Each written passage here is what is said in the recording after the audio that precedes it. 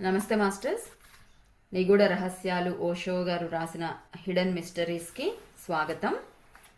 ఈరోజు మనం ఇంకా తీర్థయాత్రల్లో ఉన్నాం కదా. సో ఈరోజు ఓషో గారు ఏం చెప్తున్నారో చూద్దాం. కానీ నిజానికి అవి తీర్థాలు. అంతర్గత అగ్నితో ఎవరైనా సరియైన పద్ధతిలో ప్రయోగం చేసినప్పుడు అతడి శరీరం నుండి కాంతి ప్రకాశం పుడుతుంది. అలాంటి వ్యక్తులే పిరమిడ్లోకి ప్రవేశించడానికి అర్హులు. విద్యుత్తు కానీ దివిటీల అవసరం కానీ ఎప్పుడూ లేదు. పిరమిడ్లో కదలడానికి వారు శరీరపు కాంతి ప్రకాశం చాలు. అగ్నితో ప్రత్యేకమైన ధ్యాన పద్ధతుల ద్వారా శరీర కాంతి ప్రకాశం ఉత్పత్తి అవుతుంది. శరీర కాంతి ప్రకాశాన్ని ఉత్పత్తి చేయగలగడమే పిరమిడ్ల ప్రవేశ అర్హత. ఇది ఎక్కడో విన్నాను, నేను ఒక యూట్యూబ్లో కూడా విన్నాను అనమాట. కానీ అప్పుడు నాకు ఇంత వివరణతో ఎవరు చెప్పలేదు. మనము పోయిన వారం ఈ ఎక్కడ ఆపాము అంటే పిరమిడ్లు ఇవన్నీ కూడా మన మన దేవాలయాలు కానీ పిరమిడ్స్ కానీ చాలా చీకటిగా తయారు చేశారు. అక్కడెక్కడ కిటికీలు ఉండవు, లైట్లు ఉండవు, ఏముండవు. ముఖ్యంగా అయితే ఈ గీజా పిరమిడ్స్ ఇవన్నీ కూడా కంప్లీట్గా చీకటిగా ఉంటుంది. పోనీ ఎవరైనా దీపాలు కాగడాలు పెట్టుకొని అప్పుడు వెళ్ళేవారా అంటే కనీసం నూనె మరకలు కానీ ఆ మసి మరకలు కానీ లేవు. మరి ఎలాగా ఆ చిమ్మ చీకట్లో ఎలా వెళ్ళేవాళ్ళు అని అంటే దానికి అర్థం చెప్తున్నారు అన్నమాట. అవి ఏంటి? పుణ్యక్షేత్రాలు. పిరమిడ్లు అనేవి ఒక గొప్ప తీర్థం. దానికి వెళ్ళడానికి అర్హత, మనకి దేవాలయానికి వెళ్ళడానికి అర్హత. మామూలుగా మాంసాహారం తినేవాళ్ళైతే మాంసాహారం తినకుండా స్నానం చేసి, కొన్నిసార్లు అంటే ఒకళ్ళు తిన్నాం కదా తలస్నానం చేస్తే పోతుందని చెప్పి తలస్నానం చేసి ఉతికిన బట్టలు వేసుకొని ఇట్లా ఒక పద్ధతిలో మనం తయారయ్యేసి దేవాలయాన్ని దర్శనానికి వెళుతున్నాం. అంటే ఒక అర్హత కావాలన్నమాట మనకి. అదే విధంగా ఈ పిరమిడ్లలో కూడా అక్కడ దర్శించుకోవడానికి ఒక అర్హత కావాలి. అది ఏంటి అంటే ఎంతో సాధన చేసి మన శరీరం నుంచే కాంతి ప్రకాశం వచ్చేలాగా తయారవ్వాలన్నమాట.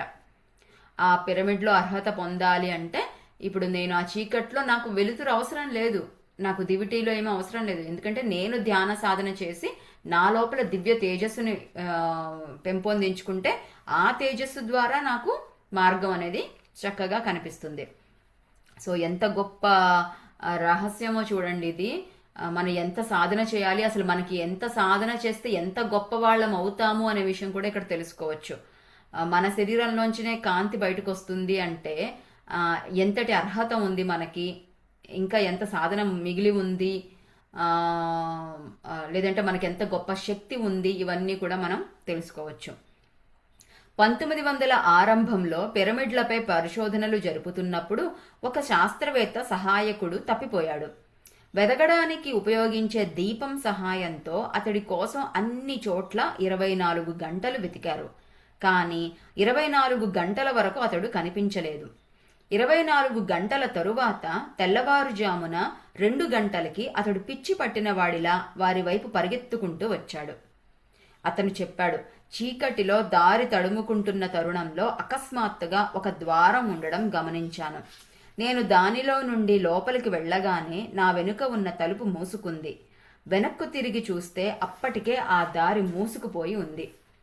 కానీ ముందుగా నేను ఆ దారి దగ్గరకు వెళ్ళినప్పుడు అక్కడ తలుపు లాంటిది లేదు. కానీ నేను ఆ దారిలోకి ప్రవేశించగానే నా వెనుక ఒక తలుపు మూసుకుంది. ఒక పెద్ద రాయి దారిని మూసివేస్తూ పైకప్పు నుండి క్రిందకు జారింది. పెద్దగా అరిచాను, కానీ సమాధానం లేదు. నాకు నడుస్తూ ఉండడం తప్ప వేరే అవకాశం లేదు. నేను చూసిన విషయాలు వాటిని వర్ణించడం కష్టం. 24 గంటలు అతడు తప్పిపోయింది నిజం. అతడు కనిపించినప్పుడు సగం పిచ్చివాడిలా ఉన్నాడు. కానీ అతడు చూసిన వాటిని గురించి ఇచ్చిన వివరణ నమ్మశక్యం కాకుండా ఉంది. ఆ బృందం మొత్తం ఆ తలుపును వెతికింది, కానీ అది కనిపించలేదు. అతడు ఎటు నుండి ప్రవేశించింది, ఎటు నుండి వచ్చింది చూపించలేకపోయాడు. కాబట్టి అతడు అపస్మారక స్థితిలోకి వెళ్ళి ఉండవచ్చని, లేదా నిద్రపోయి కలగని ఉండవచ్చు అని నిర్ణయానికి వచ్చారు. ఏది ఏమైనా అతడు చెప్పిందంతా గ్రంథస్థం చేశారు. మనకి తెలుసు కదా, ఇతర లోకాలలో లేదంటే ఈ సూక్ష్మ రహస్యాలు ఇవన్నీ కూడా మనము మాటలతో వర్ణించలేము, ఎవరికీ అర్థం కాదు. ఆశ్చర్యంతో ఉంటారంతే. కొంతమంది నమ్ముతారు, కొంతమంది నమ్మరు. నమ్మాలనుకుంటే నమ్ముతారు, లేదంటే నమ్మరు. కానీ మన లాజికల్ మైండ్కి అయితే మాత్రం ఇవన్నీ అర్థం కాదు. ఇంకొకటి, ఇతను కోర్స్ మనం ప్రత్యేకమైన సాధన చేస్తేనేమో ఇవన్నీ మనకి ముందే తెలుస్తుంది. మన ఈ గ్రంథాలు, గొప్ప పూర్వీకులు రాసిన గ్రంథాలు ఇవన్నీ చదివితేనేమో మనకి అది తెలుస్తుంది, కాబట్టి మనం భయపడము. కానీ ఇది ఎవ్వరు మొట్టమొదటిసారి చూసినప్పుడు అసలు ఏంటిదంతా, ఈ ప్రపంచం ఇలా ఉంది అని అనుకున్నప్పుడు ఖచ్చితంగా వాళ్ళకి ఒక భయము అలాంటిది అవుతుంది. అతను అలాగే భయపడుతూ మనం గనక ధ్యానం చేసేటప్పుడు ఒక అందమైన దృశ్యం కనిపించింది అనుకోండి, ధ్యానంలోంచి బయటకు వచ్చిన తర్వాత మనకు ఒక తేజస్సు వస్తుంది, ఒక మనసులో మన ముఖం మీద ఒక ప్రశాంతత వస్తుంది. నేను ఇంత అద్భుతమైన అనుభూతిని పొందాను అని మనం అద్భుతంగా చెప్తాం. కానీ ఇతనేంటి, అసలు ఆ సాధనలు అంటూ ఏమీ లేవు కాబట్టి భయపడుతూ పరిగెత్తుకుంటూ వచ్చాడనమాట. దాంతో వాళ్ళు ఎవరు నమ్మలేదు సరికదా, అతన్ని కొట్టిపడేశారు కలగన్నాడేమోలే అనేసి. కానీ ఈ మోడర్న్ ప్రపంచం అంటే పాశ్చాత్య దేశంలో ముఖ్యమైన ఏంటంటే ఎవ్వరు ఎక్కడ ఏది జరిగినా దాన్ని గ్రంథస్థం చేస్తారు, ముందుగా రాసి పెడతారనమాట. అది మంచి విషయం. కాబట్టి అతను చెప్పిన విషయాలని రాసి పెట్టారు. కొంతకాలం తరువాత మరింతగా పరిశీలనలు జరుపుతున్నప్పుడు ఆ బృందానికి అతడు చెప్పిన విషయాలను పోలిన వాటిని వివరిస్తూ వ్రాసిన రాతప్రతి ఒకటి దొరికింది. అప్పుడు రహస్యం ఇంకా తీవ్రతరమైంది. ఈ విషయాలన్నీ ఒక మూసి ఉన్న గదిలో భద్రపరిచి ఉంటారని, ఆ గదిని ఒక ప్రత్యేకమైన అభౌతిక శక్తి ప్రభావానికి లోనైన స్థితిలో ఉన్న వ్యక్తి మాత్రమే తెరవగలడు అని భావించారు. అది ఆకస్మికంగా కావచ్చు, కాకతాళీయంగా కావచ్చు. అతడి మానసిక స్థితి ప్రభావానికి లోనై అతడు తెలియకుండానే ఆ దారి సంభవం చేయగల స్థితికి శృతిబద్ధం చేయబడి ఉంటాడు. ఇది ఈ విధంగా జరిగి ఉండవచ్చు. తన అనుభవాన్ని అతడు నిరూపించలేకపోయినా ఆ తలుపు తెరుచుకొని ఉంటుంది. కాబట్టి నేను చెబుతున్న రహస్య స్థలాలకు తలుపులు ఉంటాయి, అందులోకి ప్రవేశించడానికి దారులు ఉంటాయి. కానీ అవి ప్రత్యేకమైన గోప్యమైన తాళం చెవులు. ఈ తీర్థాలలో చైతన్యాన్ని ప్రభావితం చేయడానికి అనువైన ఏర్పాట్లు జరిగాయి. ఉదాహరణకి పిరమిడ్లోని అన్ని గదులు మరియు పెద్ద వరండాలు, వాటి పరిమితులు, వాటి కొలతలు. సో ఏం చెప్తున్నారంటే ఓషో, తలుపు అనేది ఉంది, తలుపు కిటికీలు ఇవన్నీ ఉన్నాయి. కానీ ఎవరికి తెరుచుకుంటాయి అంటే ఒక అద్వితీయమైన శక్తి అక్కడ ఉంది, గొప్ప శక్తి అక్కడ ఉంది. దానికి సరిపోయిన వాళ్ళకి మాత్రమే ఆ సరైన సమయంలో అక్కడ తలుపు తెరుచుకుంటుంది. అతడు దానికి అలైన్ అయ్యాడనమాట. అతనికి తెలియకుండానే ఆ అభౌతిక శక్తికి, ప్రాపంచికమైన శక్తి కాదనమాట, ఇతర పరలోక శక్తికి అతడు ప్రభావం అయ్యాడు. అందుకే అతనికి తెలియకుండానే ఆ ప్రదేశానికి వెళ్ళడము, అక్కడ అతని కోసం ఆ తలుపు తెరుచుకోవడము, మళ్ళీ మూసివేయబడము, అతనికి ఇవ్వాల్సిన అనుభూతిని అంతా ఇచ్చి మళ్ళీ తలుపు తెరుచుకొని బయటికి రావడం, ఇవన్నీ కూడా జరిగాయి. సో అవసరమైనప్పుడు మాత్రమే రహస్య ప్రదేశంలో రహస్యమైన తలుపులు ఇవన్నీ కూడా అవసరమైనంత మేరకు తెరుచుకుంటాయి. అంత సాధన చేస్తేనే వాళ్ళు అవుతారు, లేదంటే పిచ్చి వాళ్ళు అయిపోతారు. పైకప్పు తక్కువ ఎత్తు ఉన్న గదిలోకి ప్రవేశించినప్పుడు అది నీకు తగలనప్పటికీ నీలో ఏదో నొక్కుకుపోతున్నట్లు, సంకోచం చెందినట్లు నీకు అనిపించి ఉంటుంది. నిజానికి నువ్వు ఏది నొక్కడం లేదు, కానీ నీలో ఏదో నొక్కుకుపోతున్నట్లు అనిపిస్తుంది. పైకప్పు భాగం ఎక్కువ ఎత్తు ఉన్న స్థలంలోకి నువ్వు ప్రవేశించినప్పుడు నీలో ఏదో వ్యాకోచిస్తున్నట్లు అనిపిస్తుంది. ఏ పరిమితులతో గదిని నిర్మిస్తే ధ్యానానికి అనుకూలంగా ఉంటుందో అలా గదిని నిర్మించుకోవచ్చు. ఏ కొలతలతో గదిని నిర్మిస్తే ధ్యానానికి అనువుగా ఉంటుందో ప్రయోగాల ద్వారా తెలుసుకున్నారు. నీ చైతన్యాన్ని సంకోచింపచేయడానికి లేదా వ్యాకోచింపచేయడానికి అనువైన కొలతలతో గదిని నిర్మించుకోవచ్చు. గదుల లోపల బయట వాడే రంగులు, గదిలోని సువాసన, ధ్వని తరంగ విజ్ఞానం ధ్యానానికి సాయపడేలా అమర్చుకోవచ్చు. కాబట్టి ఆ పిరమిడ్లో అసలు చాలా మలుపులు ఉంటాయి, చాలా గదులు ఉంటాయి, ఎన్నో ఉంటాయి. ఇవన్నీ కూడా వాళ్ళు ఆ ధ్యాన సాధనకి ఆ దానికోసం అనమాట. ఆ పిరమిడ్లోకి ఎంటర్ అవ్వడానికి ఒక అర్హత కావాలి. ఇంకా ఆ పిరమిడ్ ఉండేదే ఎంతో గొప్ప ఎనర్జీస్ పొందడానికి, ఇంకా ఇంకా పైన సాధన చేయడానికి, సూక్ష్మలోక యానం చేయడానికి, ఇవన్నీ దానికోసం నిర్మించారనమాట. కాబట్టి ఒక్కొక్కరి కోసం ఒక్కొక్క రకంగా రకరకాల గదులు ఇవన్నీ కూడా నిర్మించి ఉంటారు. తీర్థాలన్నింటికీ వాటి సంగీతం ఉండేది. నిజానికి సంగీతం అలాంటి స్థలాల్లోనే పుట్టింది. ఇంకా సంగీతం ధ్యానులు సృష్టించిందే. సంగీత కళ ఒక్కటే కాదు, నృత్యం కూడా దేవాలయాలలోనే ప్రారంభమైంది. పరిమళం కూడా దేవాలయాలలోనే ముందు ఉపయోగింపబడింది. సంగీతం ద్వారా దైవాన్ని చేరుకోవచ్చని తెలిసినప్పుడు సంగీతం ద్వారా దానికి విరుద్ధమైన దారిలో కూడా నడవవచ్చు అని అర్థమైంది. ఒక పరిమళం దైవం వైపుకు వెళ్ళడానికి సహాయపడితే వేరొక పరిమళంతో విషయ ఆసక్తుల వైపు వెళ్ళవచ్చు. ఒక విధమైన గదిలో ఒకరు తేలికగా త్వరగా ధ్యానంలోకి వెళ్ళగలిగితే ధ్యానానికి అడ్డుపడే గదులు ఉంటాయి. మనకి నేను ఒక యూట్యూబ్లో చూశాను, మనకి దేవాలయం గర్భగుడి దగ్గరికి వెళ్ళేటప్పటికి తల పైకెత్తి చూస్తే ఆ శిల్పాలన్నీ ఒక మండలాకారంలో ఉంటాయన్నమాట. అంటే ఒక మధ్యలో ఒక చక్రం లాగా, లేదంటే ఒక సహస్ర రేకుల పద్మం లాగా ఉండి చుట్టూ ఏదో ఉంటాయన్నమాట. రకరకాల బొమ్మలు అన్ని శిల్పాలన్నీ ఉంటాయి. ఆ డిజైన్లు ఏదైతే ఆ పద్మము ఆ చక్రము ఉంటాయో అవన్నీ అన్ని గుళ్ళల్లో అన్ని చోట్ల ఒకటేలా ఉండవన్నమాట. ఒక్కొక్క మండపంలో ఒక్కొక్క రకంగా ఉంటుంది. ఒక్కొక్క దేవాలయంలో ఒకే రాజు కట్టించినా కూడా అక్కడంతా వేరే తేడా ఉంటుంది. ఎందుకు అంటే ఆ మండలాకారం ఏదైతే ఉందో అది ఒక ప్రత్యేకమైన ఫ్రీక్వెన్సీకి సంబంధించింది అని చెప్పారు. దీన్ని సైమాటిక్ డిజైన్స్ అంటారు అనమాట. అంటే మనము ఓంకారము ఇప్పుడు కొత్తగా అది కనిపెట్టారు, కొన్ని సంవత్సరాల క్రితం కనిపెట్టారు. అంతకంటే ముందు మనకి విషయం తెలియదు. అంటే ఒక రకమైన శబ్దాన్ని మనము ప్రసరింప చేస్తూ ఉంటే ఆ శబ్దానికి తగ్గట్టు కణాలన్నీ కూడా ఒక ఆకారాన్ని రూపుదిద్దుకుంటాయన్నమాట. అంటే ఓంకారం చెబితే ఒక మేరు పర్వతం లాగా, లేదు అంటే సహస్రనామాలు చెప్తే ఒకటి, లేదంటే జస్ట్ అంటుంటే ఒక రకమైన ఆకారము. ఇట్లా ఇసుక, ఒక పళ్ళెం మీద ఇసుక కానీ ఉప్పు కానీ ఇట్లా పొడి పొడిది వేసేసి ఈ శబ్ద తరంగాలని దానికి కనెక్ట్ చేస్తారనమాట. చేసినప్పుడు అది ఒక ప్రత్యేకమైన డిజైన్ని సంతరించుకుంటుంది. ఆ డిజైన్ని బట్టి దాన్ని సైమాటిక్ డిజైన్స్ అంటారు. ఇది సైంటిస్టులు ఇది కనిపెట్టిన తర్వాత అప్పుడు ఇది మన గుళ్ళల్లో ఉండే ఈ బొమ్మలు కూడా ఆ జియోమెట్రికల్ డిజైన్స్ అంటారనమాట. అంటే త్రిభుజాకారాలు, చతురస్రాలు ఇవన్నీ కలిపి ఉంటాయి. సో ఈ ఆకారాలు కూడా ఆ సంగీతానికి సంబంధించిందేమో, ఒక కీ అనమాట, అదొక తాళం.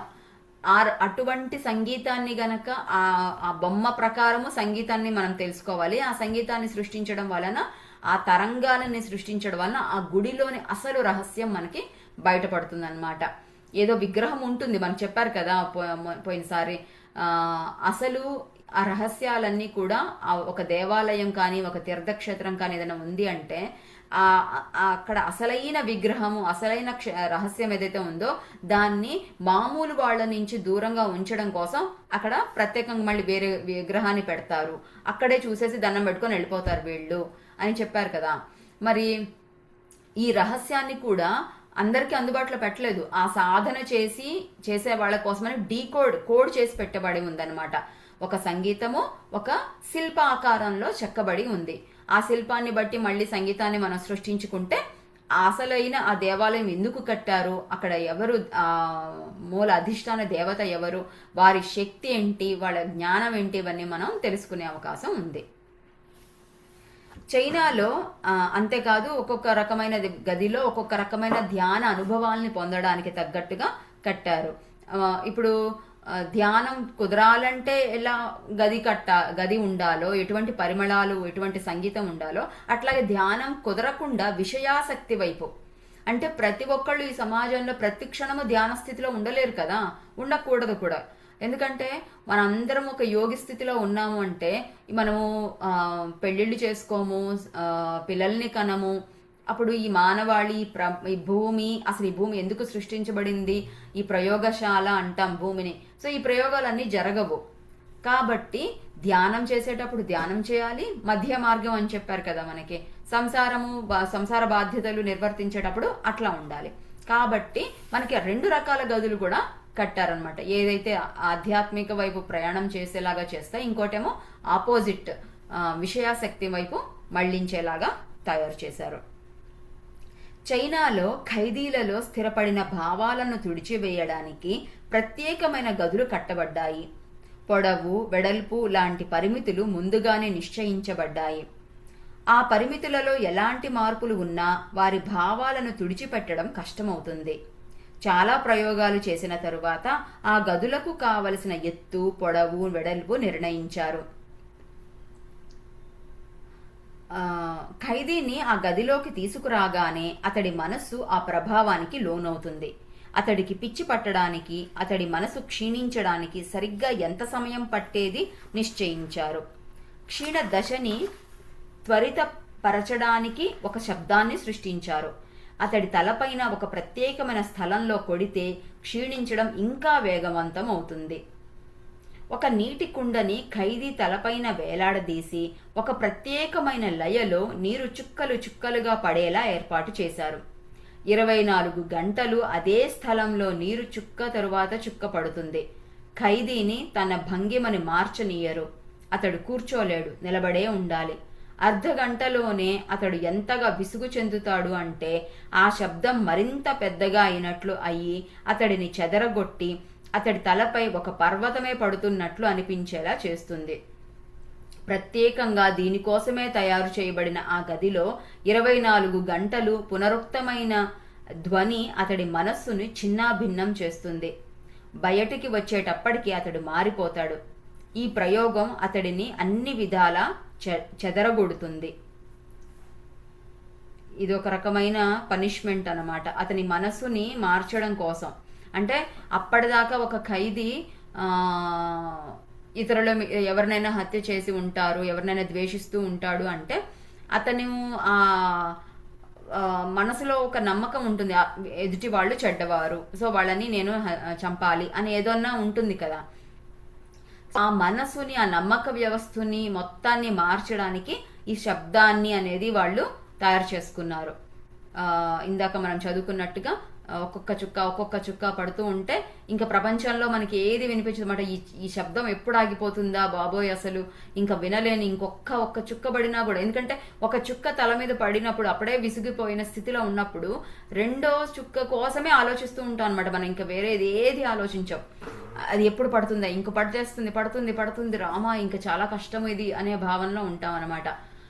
కానీ చివరికి అసలు ఏంటది చూస్తే, బయట నుంచి చూస్తే అది ఒక చుక్క మాత్రమే, ఒక నీటి బిందువు మాత్రమే.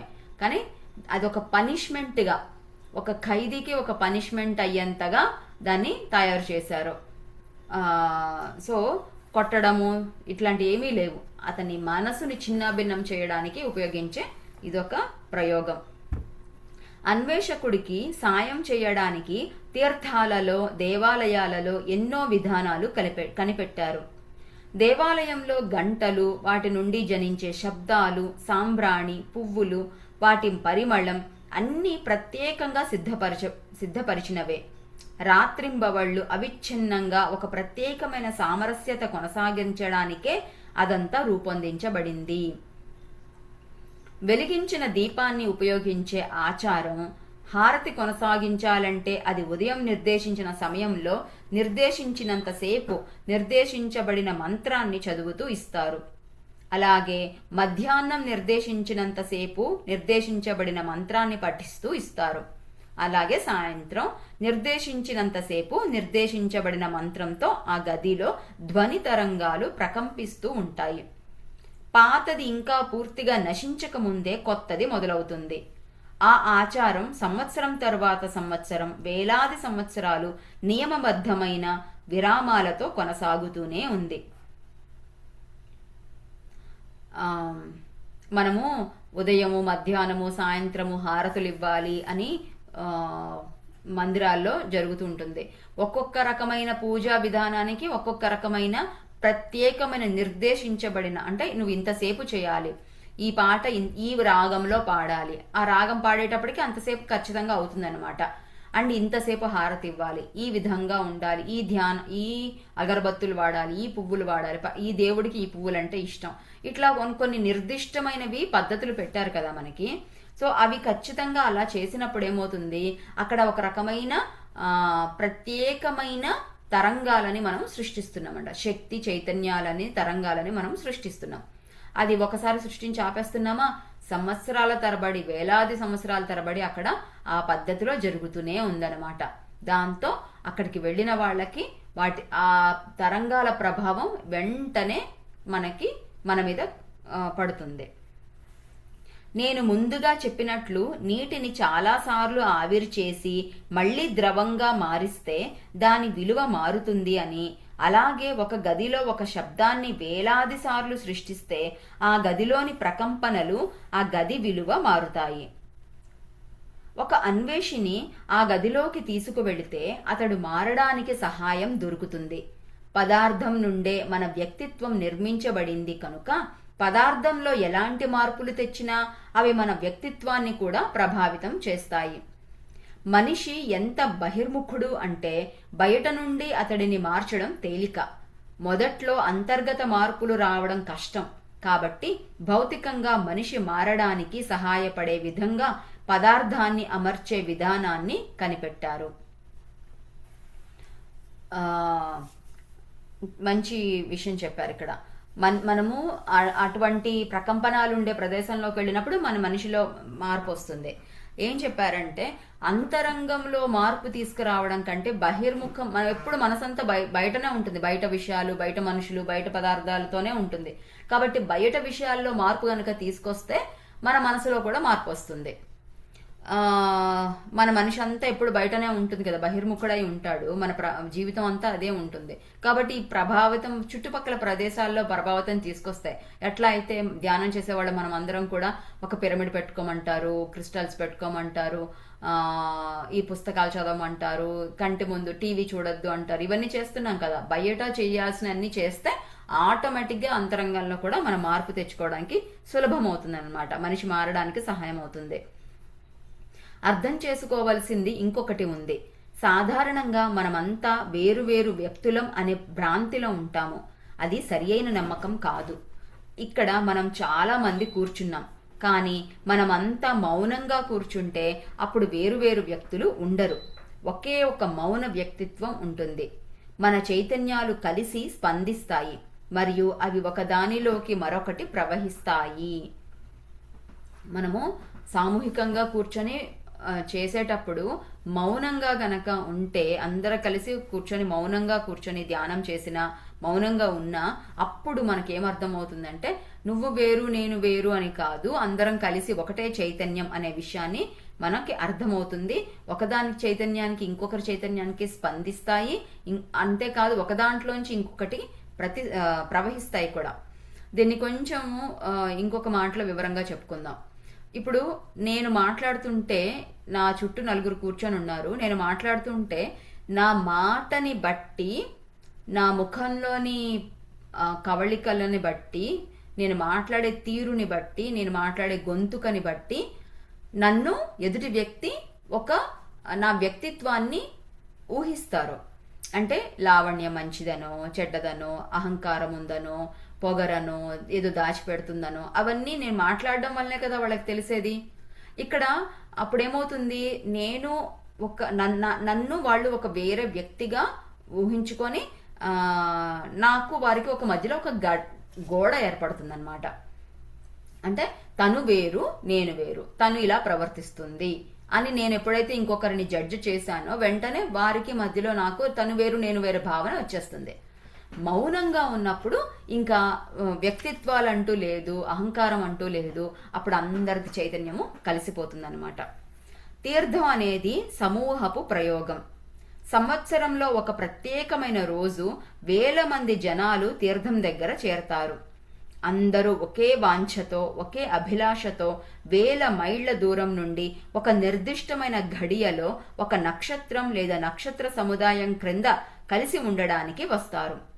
అంతమంది జనం ఒకే వాంఛతో ఒకే అభిలాషతో ఒకే ప్రార్థన ఒకే ధ్యేయంతో ఉండడంతో చైతన్యపు మడుగు సృష్టించబడుతుంది. అప్పుడు అక్కడ చాలా మంది వ్యక్తులు ఉండరు. కొన్ని వేల మంది మనము పుష్కరాలు ఇవన్నీ నిర్వహిస్తాం కదా, అంటే ప్రత్యేకమైన అందరూ ఒకటే రకమైన ఆలోచనతో ఉంటారు, ఒకటే నక్షత్రం, ఒకటే సమయం, ఒకటే ప్రవర్తన, ఒకటే పద్ధతులు ఇవన్నీ పాటిస్తూ ఉంటారు కదా. అప్పుడు ఏమవుతుంది, వేరు వేరు మనుషులు ఉండరు, ఒకటే శక్తిగా మారుతుంది అనమాట. అదంతా ఒక చైతన్యపు మడుగా మారుతుంది అని చెప్పారు. కుంభమేళా వేడుకలో పాల్గొనే పెద్ద సమూహాలను చూస్తే అక్కడ మనకు ఒంటరి వ్యక్తులు కనిపించరు. అక్కడ మనకు అందరూ ఒక పెద్ద సమూహంలా కనిపిస్తారు. దానికి ఎలాంటి ముఖం ఉండదు. ఇంత పెద్ద సమూహంలో వేరువేరు ముఖాలు కనిపించవు. కేవలం ముఖం లేని కోట్లాది జనాల సమూహం మాత్రమే అది. 10 కోట్ల మంది జనాలు కలిస్తే ఎవరు ఎవరో తెలుసుకోవడానికి ప్రయత్నించడం అర్థరహితం.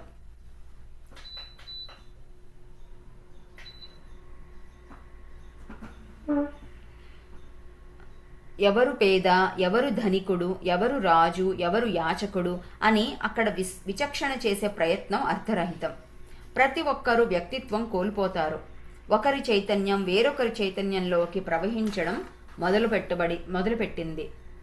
ఈ 10 కోట్ల జనాల చైతన్యాలను మడుగులా చేరిస్తే అన్నీ కలిసి సమగ్రమైన ఒకే చైతన్యం అయితే అంతమంది వ్యక్తులలోకి వేరువేరుగా ప్రవేశించడం కన్నా కలిసి ఉన్న చైతన్యంలోకి దైవత్వం ప్రవేశించడం తేలిక. ఇది చాలా పెద్ద సంపర్క క్షేత్రం. ఓకే, సో ఎంతమంది చైతన్యాలు ఒకటే కలిసి ఉన్నప్పుడు సంపూర్ణమవుతుంది కదా. కొన్ని కోట్ల మంది జనాలు ఒకటే చోట ఉన్నప్పుడు అందరిలోనూ ఒకటే స్థితిలో ఉండదు ఆలోచన. కొందరు గొప్పవాళ్ళు, కొందరు తక్కువ వాళ్ళు, కొందరు తెలివైన వాళ్ళు, కొందరు పేదవాళ్ళు, కొంతమందికి ఎక్కువ అనుభవం, కొంతమందికి తక్కువ అనుభవం, కొందరు ఇట్లా ఎంతో ఉంటుంది కదా. అన్ని రకాల అనుభవాలు, అన్ని రకాల చైతన్యాలు ఈ భూమి మీద అవసరం. ఈ భూమి అనే ఒక ప్రయోగశాలలో అన్ని రకాలు అవసరం. పేద, ధనికం, తెలివి, మూర్ఖత్వం అన్ని అవసరం. సో అన్ని కలగలిసిన ఈ సామూహిక చైతన్యంలోకి ఇంకా అప్పుడు లోటు అనేది ఉండదు, ఈగో అనేది ఉండదు, వ్యక్తిత్వం అనేది ఉండదు. కాబట్టి ఆ దివ్యమైన ఇతరలోక చైతన్యం అనేది ఈ సంపూర్ణమైన చైతన్యంలో కలవడం తేలిక. అంటే ఇంకోలా అర్థం చేసుకుందాము. ఇప్పుడు నేనున్నాను, నేను చాలా తెలివైన దాన్ని అంటే నాకెంతో విచక్షణ, చైతన్యము, పూర్వజన్మ సాధనలు ఇవన్నీ ఉన్నాయి అంటే నాకు దైవాన్ని గ్రహించడము, దైవం యొక్క చైతన్యం గ్రహించడము, దైవంలో కలవడము చాలా సులభం. ఇంతవరకు మనం అంగీకరిస్తాం కదా. అదే నేను మూర్ఖురాలిని, అహంకారంతో ఉన్నాను అని అంటే గనక నేను దైవానికి దూరంగా ఉన్నాను అని అర్థం. దైవ కృప లేదా దైవం యొక్క తత్వము నేను అర్థం చేసుకోవాలనే స్థితిలో ఉంటాను. ఇది కూడా కరెక్ట్ కదా. మరి అన్ని రకాల చైతన్యాలు కలిస్తే ఏమవుతుంది? గొప్ప చైతన్యం అవుతుంది. అంతమంది అన్ని రకాల అనుభవాలు కలిస్తే చాలా గొప్ప చైతన్యం అవుతుంది. ఆ గొప్ప చైతన్యంలో భగవంతుడు, ఇంకా గొప్ప చైతన్యం, భగవంతుని యొక్క చైతన్యము లేదా ఆ పరలోకం యొక్క జ్ఞానం అనేది రావడం అనేది ఎంతో సులభం కదా. అన్ని రకాలు కలిసి ఉన్నాయి కాబట్టి, చాలా విచక్షణ అన్నమాట, ఎంతో అనుభవం ఉంది కాబట్టి అక్కడ.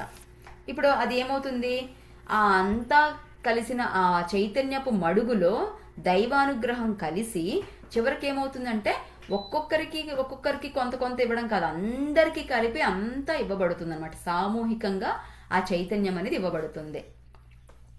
నిషే అనే ఒకరు ఎవరో ఎక్కడో రాశారు, ఒక తోటలో నడుస్తున్నప్పుడు అతడి పాదం ఒక పొడవైన కీటకానికి తగిలిందని, అది వెంటనే చుట్టుకొని ముడుచుకుందని, అది అలా ఎందుకు ప్రవర్తిస్తుందా అని అతడు చాలా ఆశ్చర్యపడ్డాడు. దాన్ని గురించి కొంతకాలం ఆలోచించిన తరువాత ఆ కీటకం తనకు హాని జరగకుండా ఉండడానికి తన ఆకారాన్ని తగ్గించింది అని అర్థం చేసుకున్నానని ఆ తర్వాత వ్రాశాడు. పెద్ద కీటకం ఎక్కువ స్థలాన్ని ఆక్రమించుకుంటుంది కనుక కాళ్లతో అణగదొక్కబడడానికి, చంపబడడానికి అవకాశం ఎక్కువ. చిన్న కీటకం అయితే తన ఆకారాన్ని తగ్గించి తనను తాను కాపాడుకుంటుంది. ఎంత త్వరగా చుట్టుకొని ముడుచుకోగలిగితే దానికి అంత ఎక్కువగా తనను తాను కాపాడుకోగలిగే అవకాశాలు ఉంటాయి. మానవ చైతన్యం పెద్ద సంపర్క క్షేత్రంగా తయారైనప్పుడు దానిలోకి దైవత్వం ప్రవేశించే అవకాశం ఎక్కువ ఉంటుంది. దైవత్వం ప్రవేశించడం అన్నది గొప్ప సంఘటన. ఆ సంఘటన ఎంత గొప్పది అయితే మనం దానికి అంత పెద్ద స్థలాన్ని సృష్టించాలి.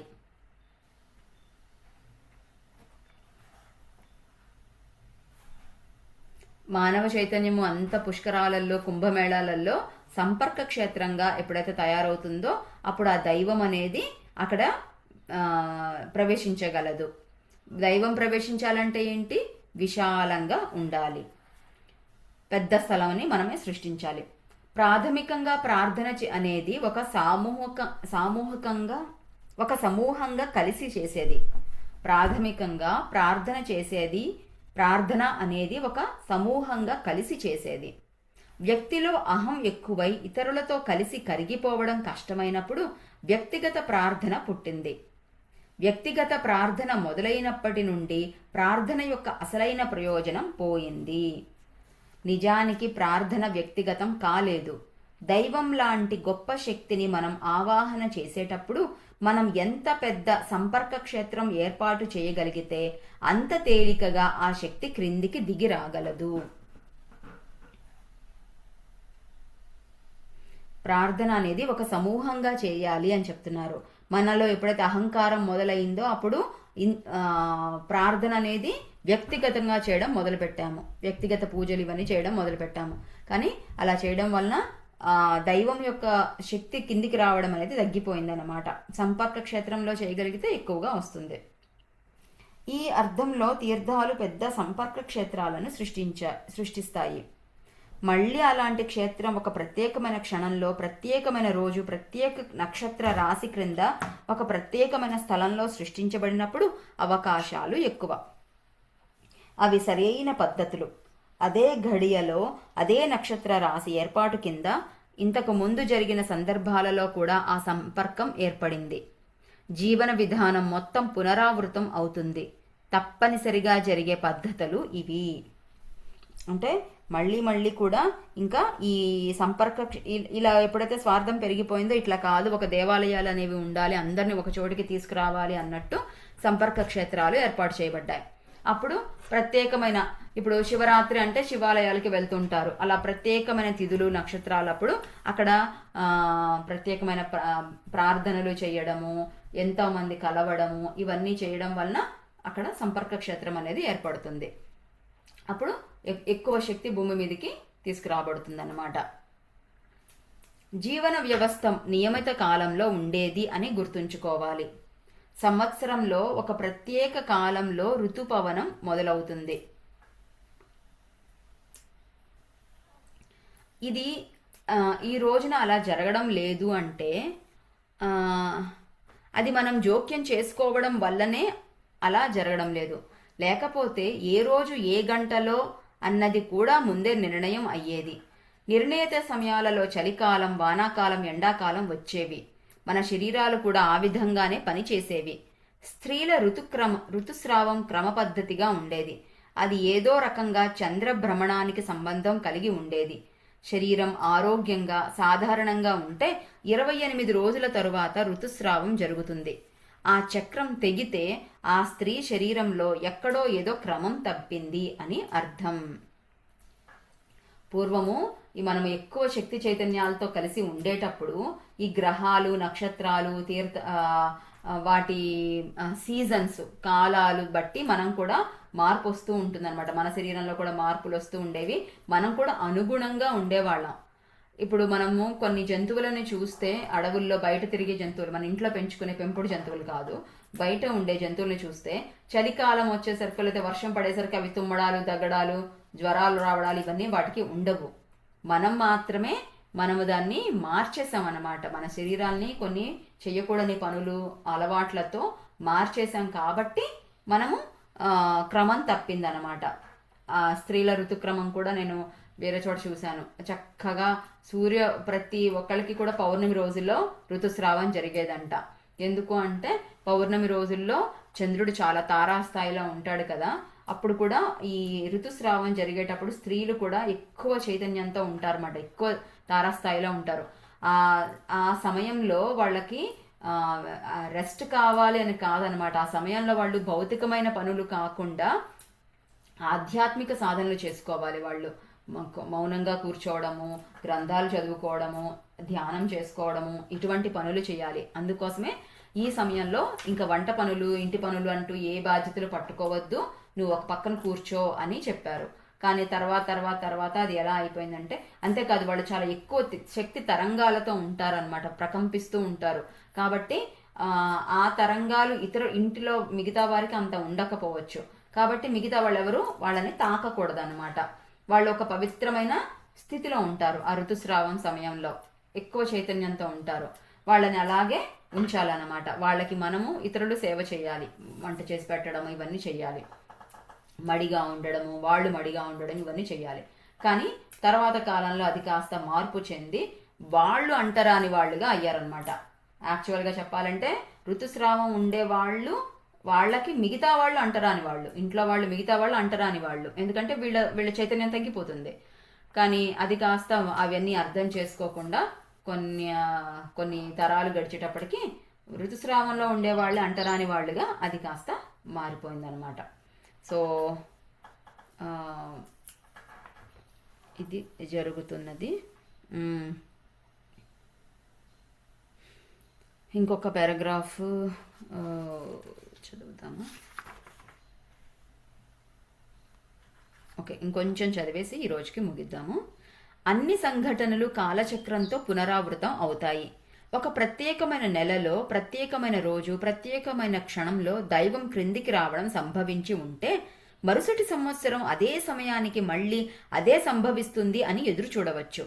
అవకాశాలు పెరిగాయి. ఈ క్షణం శక్తివంతమైంది. ఈ రోజులోనే దైవశక్తి మళ్లీ ప్రవహించవచ్చు. కాబట్టి సంవత్సరం తరువాత సంవత్సరం, వందలాది సంవత్సరాలు జనం ప్రత్యేకమైన తీర్థాల దగ్గర చేరి ఎదురు చూసేవారు. అలా అది తరచుగా ఎక్కువసార్లు సంభవించి ఉంటే ఆ ప్రత్యేకమైన క్షణంలో ఆ సంఘటన పునరావృతం జరుగుతుంది. వాస్తవానికి అది చాలా వరకు జరుగుతుంది.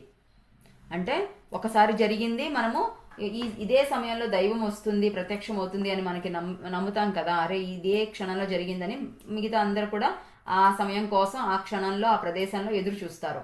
అట్లాగే మనము ఆ తీర్థయాత్రలు, పుష్కరాలని, ప్రత్యేకమైన పుణ్యతిథి అంటాం కదా, పండగలని ఇలా చేసుకున్నాం అనమాట. చాలా వరకు అందరూ కూడా ఒకటే ఆలోచనతో ఒకటేలాగా ఉండడం వలన చైతన్యం పెరుగుతుంది. అది అప్పుడు సంభవించే అవకాశం ఉందన్నమాట, మళ్ళీ మళ్ళీ జరుగుతుంది. ఉదాహరణకి కుంభమేళా వేడుక సమయంలో గంగా నదిలో ఎవరు ముందు మునగాలి అన్న విషయంపై వాదనలు, తగాదాలు ఉండేవి. ఎందుకంటే వేలాది జనం ఒకేసారి మునగలేరు. ఆ ప్రత్యేకమైన క్షణం చక్కగా వివరించబడింది. అది సూక్ష్మమైనది మరియు చాలా తక్కువ సమయం ఉండేది. కాబట్టి సరి అయిన క్షణంలో ఎవరు మొదట మునక వేయాలి, ఎవరి సంప్రదాయాలైతే దాన్ని శోధించి ఆ క్షణాన్ని మొదటగా కనిపెట్టాయో వారు ముందుగా మునక వేయాలి. కొన్నిసార్లు సరి అయిన సమయం త్రుటి కాలంలో తప్పిపోతుంది. అతి స్వల్ప కాల వ్యవధిలో దైవం క్రిందికి దిగే క్షణం మెరుపులా ఉంటుంది. అది మెరిసి మాయమవుతుంది. నువ్వు దేనినైనా స్వీకరించడానికి సిద్ధంగా ఉండి ఆ క్షణం పట్ల పూర్తి ఎరుకలో ఉంటే ఆ జరిగేది నీ అనుభవంలోకి వస్తుంది. ఆ క్షణంలో నువ్వు నిద్రమత్తులో, ఎరుకలేని స్థితిలో ఉంటే ఆ సంఘటన నీ అనుభవంలోకి రాదు. సో ఇప్పుడు పుణ్యక్షేత్రము, తీర్థం గంగానదిలో ఒక్క మెరుపులాగా వస్తుంది అనుకోండి, దైవం యొక్క అనుగ్రహం ఒక మెరుపులాగా మెరిసి వెళ్ళిపోతుంది అనుకోండి. అప్పుడు నేను ఎరుకలో ఉన్నాను అనుకోండి, ఒక్క అంటే క్షణంలో క్షణాన్నే కొన్ని ముక్కలు చేస్తే ఎంత మెరుపు ఉంటుందో ఆ క్షణంలో మాత్రమే దైవం అనుగ్రహం ఉంటుంది. ఆ క్షణంలో మాత్రము మునగాలి అని రాసి ఉంటే నేను ఇంకొకరికి చెప్పలేను కదా. అది వస్తుంది వస్తుంది వస్తుంది ఇగో ఇంక మునుగు అని నేను చెప్పే లోపల అది ఆ క్షణం కాస్త పోతుంది. మరి అలాంటప్పుడు ఏం చేయాలంటే ఎవరి పాటికి వాళ్ళు ఎరుకలో ఉండాలి. ఎవరి పాటికి వాళ్ళు ఆ ధ్యాన సాధన చేసి ఆ దైవానుగ్రహం ఎప్పుడు జరుగుతుంది, ఎక్కడ జరుగుతుంది, ఎంతసేపు ఉంది అనే దాన్ని ఎవరి పాటికి వాళ్ళు తెలుసుకోవాలి. అప్పుడు సరియైన క్షణంలో వాళ్ళు మునక వేస్తారు. ఇప్పుడు అందుకే చెప్పారు ఎవరికైతే ఆ ఎరుక ఉంటుందో వాళ్ళు మునక వేయాలి అని చెప్తున్నారు. వాళ్ళు మొదట మునిగేస్తేనే తర్వాత వాళ్ళందరూ ఫాలో అవుతారు ముందు అట్లీస్ట్ కనీసం వీళ్ళు మునిగారు కాబట్టి నేను కూడా మునుగుతాను అని. అంతేకాదు అలా కాకుండా ఊరికే బాధనలు చేసుకొని నాకు ఎక్కువ శక్తి ఉంది, నాకు ఎక్కువ పొలిటికల్ పవర్ ఉంది, నాకు ఎక్కువ డబ్బు ఉంది కాబట్టి నేను మునకేస్తాను, నేను ఎక్కువ టికెట్ కొన్నాను కాబట్టి నేను మునకేస్తానంటే ఉపయోగం లేదు. సరైన సమయంలో మునకేయాలంటే ఎరుక కావాలి కదా. సో అది మాస్టర్స్, ఈరోజు మనం ఈ గంగా మునకతో ఈ సెషన్ని ముగించుకుందాము. మళ్ళీ నెక్స్ట్ సెషన్లో కలుద్దాం, ఎక్కువ రహస్యాలు తెలుసుకుందాం. Thank you masters.